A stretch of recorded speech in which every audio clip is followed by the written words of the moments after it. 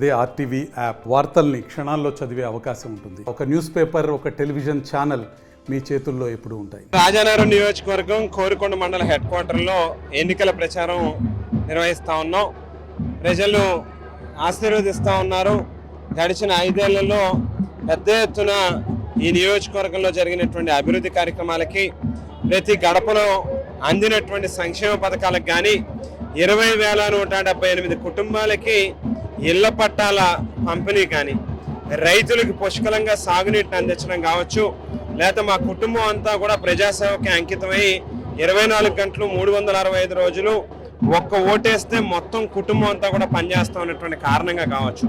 ఇవాళ ప్రజలు వాళ్ళ నుంచి వస్తూ ఉన్నటువంటి స్పందన రాజకీయాల్లో నిజంగా ఎంతకంటే సంతృప్తి ఏమవసరం అనేటువంటిది అనిపిస్తూ ఉంది. ఎక్కడికి వెళ్ళినా కూడా నీరాజనాలు పడతా ఉన్నారు. ఇళ్లలోంచి బయటకు వచ్చి వాళ్ళ యొక్క అభివాదాన్ని తెలియజేస్తూ వాళ్ళ యొక్క దీవెనలు అందిస్తూ ఉన్నారు.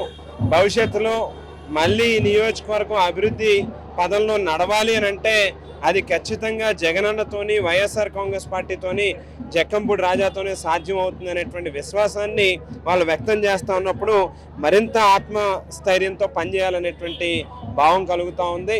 ఖచ్చితంగా రేపు 13వ తేదీ నాడు జరగనున్నటువంటి సార్వత్రిక ఎన్నికల్లో ఫ్యాను గాలి హై స్పీడ్లో వీయబోతూ ఉంది. బ్యాలెట్లో స్విచ్ ఖచ్చితంగా అరిగిపోయే స్థాయిలో ఇవాళ ఈ నియోజకవర్గంలో 45,000 50,000 ఓట్ల మెజారిటీతో వైఎస్ఆర్ కాంగ్రెస్ పార్టీ అభ్యర్థిగా నేను గెలుస్తాననేటువంటి నమ్మకాన్ని వ్యక్తం చేస్తా ఉన్నాను. నమస్తే అండి.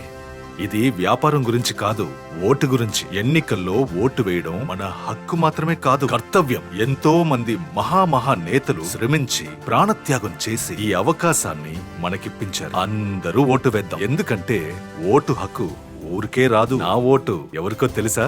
అది సీక్రెట్ అండి.